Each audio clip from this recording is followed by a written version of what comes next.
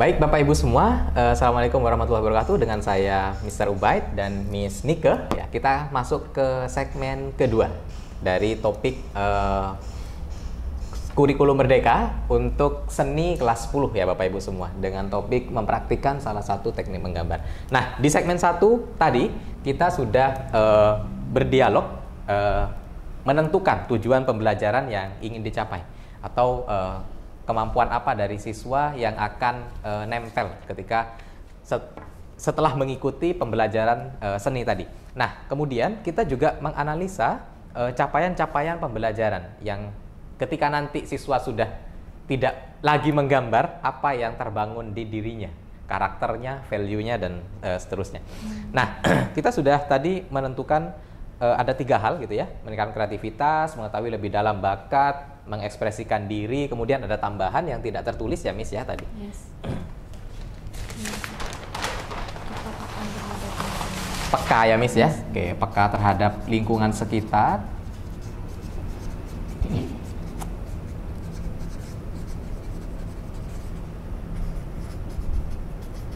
Dan keindahan ya Miss ya. Nah, dampak dari dia bisa peka terhadap suatu keindahan, dia bisa lebih bersyukur ya Miss. Lebih bersyukur.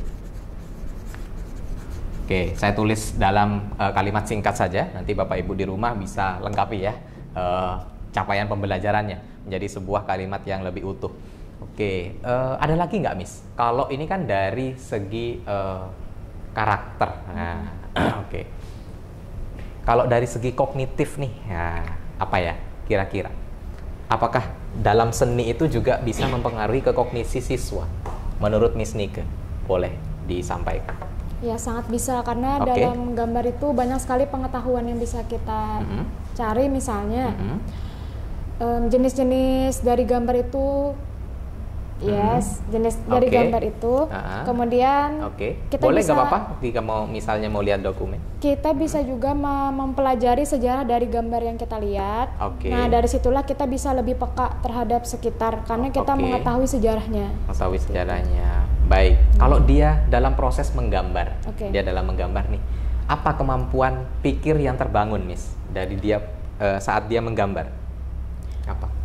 Dia bisa menerapkan ide yang ada di pikirannya ke dalam sebuah gambar. Kita bisa katakan itu apa? Sebagai apa, Miss? Menerapkan ide. Aktivitas kreatif. Kreatif. Tadi sudah ada. Kalau boleh saya bantu, berpikir terbuka. Berpikir terbuka. Betul? Boleh? Boleh. Berpikir terbuka. Berpikir kritis juga nggak sih? Yes, benar. Apa contoh implementasinya atau contoh pelaksanaan pengajarannya saat dia sedang berpikir kritis? Berpikir terbuka, kritis, ya. Apa? Misalnya seperti saat ini kan kita sedang mengalami COVID. Nah, COVID ini bisa kita buat himbauan kepada anak, bagaimana sih kita mengasih tahu ke orang lain untuk dapat memakai masker, tapi dengan cara yang baik, dengan cara yang estetik atau indah. Nah, caranya itu salah satunya dengan membuat poster. Membuat poster. Ya, jadi poster-poster yang ada di jalan itu juga termasuk karya seni. Juga termasuk karya seni. Yes, benar. Baik. Kalau misalnya mau menggambar perspektif, dilihat dari depan, dilihat dari atas, dilihat dari samping. Nah, apakah siswa juga terbangun kemampuan memproporsionalkan suatu benda atau objek yang ingin dia gambar? Bisa, tergantung. Bisa. Tergantung apakah dia ingin meniru meniru benda yang dilihat dia, atau dia berimajinasi sesuai imajinasi dia. Yes. Baik. Berarti betul ya, berpikir kritis masuk? Masuk. Apalagi Miss? Selain terbuka, kritis, apa lagi?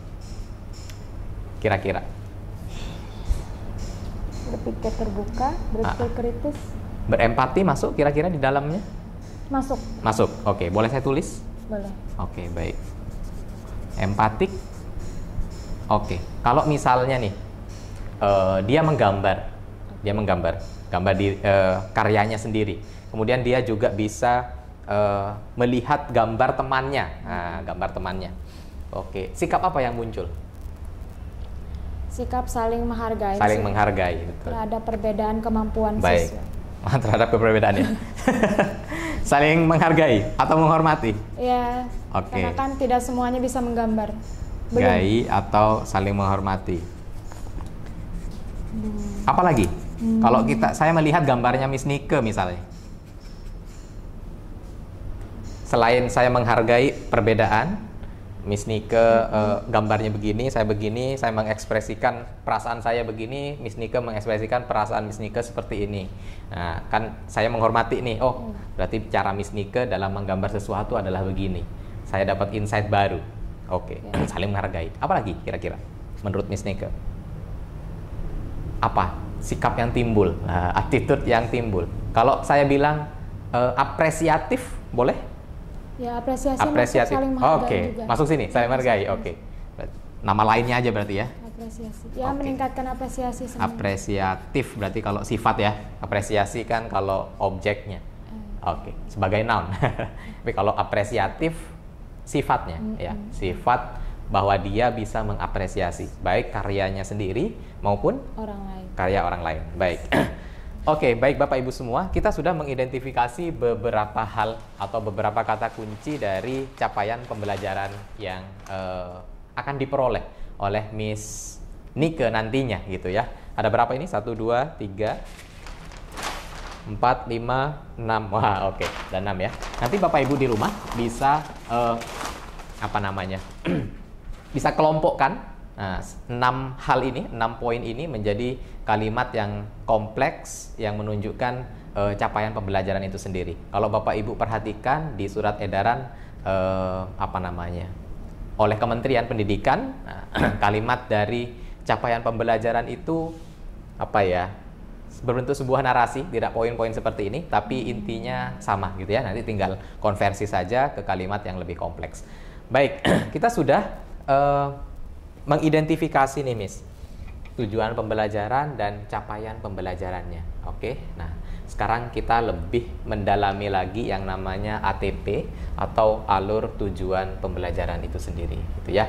Oke, nah bicara tentang alur tujuan pembelajaran, kan tentu tidak hanya tujuan-tujuan pembelajaran ini saja yang nantinya membentuk sebuah alur. Di dalamnya juga ada rangkaian proses tujuan-tujuan pembelajaran kecil. Oke, tujuan-tujuan pembelajaran kecil yang direpresentasikan dengan apa? Dengan aktivitas, ya, aktivitas peserta didik.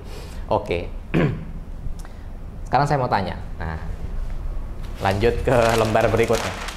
Tujuan pembelajaran sudah, kemudian capaian pembelajarannya ada. Nanti Bapak Ibu di rumah boleh ngembanginnya kebalik atau berbeda dengan cara saya juga nggak apa-apa. Mau startnya dari capaian pembelajaran juga nggak apa-apa.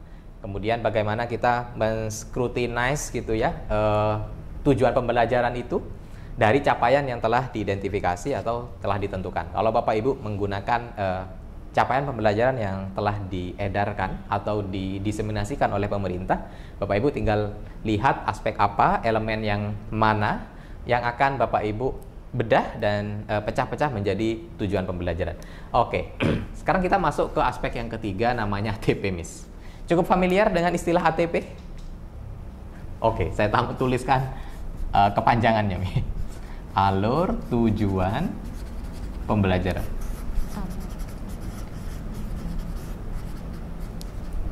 Alur tujuan pembelajaran.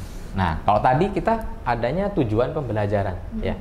Sekarang alur tujuan pembelajaran. Jadi dari tujuan pembelajaran ini, tujuan-tujuan pembelajaran yang diidentifikasi tadi membentuk suatu urutan. Nah, baik, apa saja yang bisa dilihat? Nah, Bapak Ibu semua di rumah, kita bisa mengurutkannya gitu ya, dari hal yang mudah ke yang sulit, hal yang konkret ke yang abstrak, dan seterusnya. Oke, kita tanya Miss Nike dulu gitu ya. Oke, Miss Nike, untuk mencapai tujuan puncak tadi, ya, untuk mencapai tujuan puncak tadi ya, apa? Bisa gambar. Oke, kegiatan apa sih? Nah, kegiatan apa yang pertama dilakukan ketika Miss Nike masuk kelas? Biasanya saya membuka pembelajaran dulu. Oke, membuka pembelajaran, baik. Ya, saya sambil tulis, terus?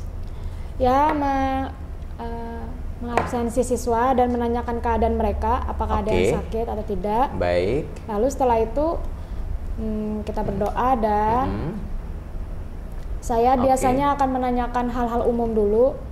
Menanyakan hal-hal umum, baik. Misalnya terus? seperti, perlu saya contohkan? Menanyakan hal-hal umum? Yes, misalnya ya, boleh sampaikan. Pernah nggak kamu ke pameran, atau pernah nggak kamu lihat lukisan? Oke, pernahkah kamu ke pameran? Pernahkah Yes. kamu melihat lukisan? Yes. Oke. Pernah nggak lihat orang lagi nari kayak gitu, semacam itu, yang umum-umum dulu. Baik, terus? Lalu setelah itu saya mulai menghubungkan nih dari yang umum tadi dengan materi saya.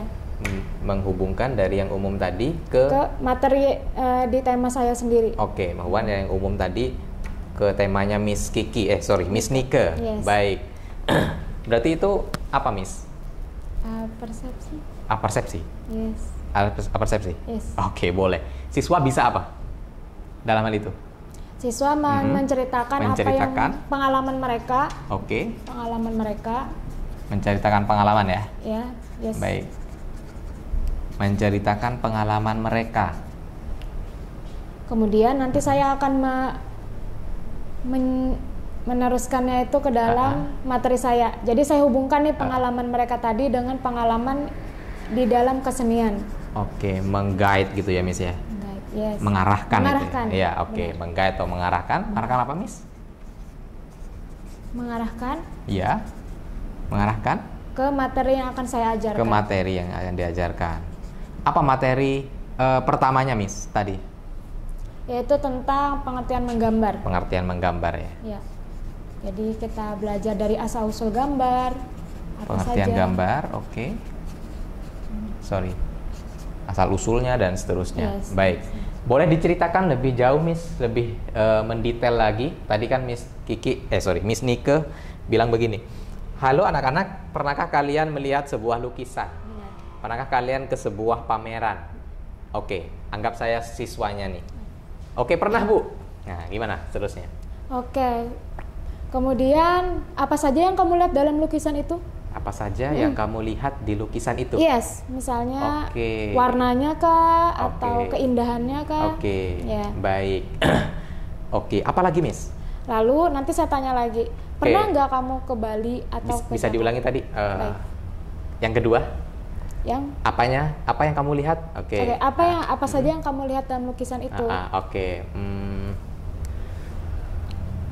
Berbagai macam warna. Bersatu, Miss, membentuk suatu gambar yang punya makna. Nah, misalnya. Misalnya. Baik. Kalau kira-kira kamu ingat nggak nama atau judul dari lukisannya? Lupa sih kalau judulnya, Miss. Kamu lupa ya. Kira-kira di mana sih kamu ngelihat lukisan itu, di kota mana? Kira-kira di kota mana kamu melihat lukisan itu? Di mana itu? Di mana ya? Di Jogja, Miss. Baik, selain kamu lihat lukisan, apa saja yang kamu lakukan selama di Jogja? Menarik. Baik, karena keterbatasan waktu, Miss, habis ini kita lanjutkan di segmen 3 ya, Miss ya, terkait diskusi kita lebih jauh tentang alur tujuan pembelajaran dan representasi kegiatan di kelas seperti apa.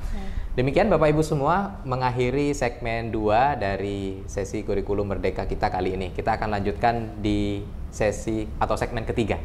Demikian.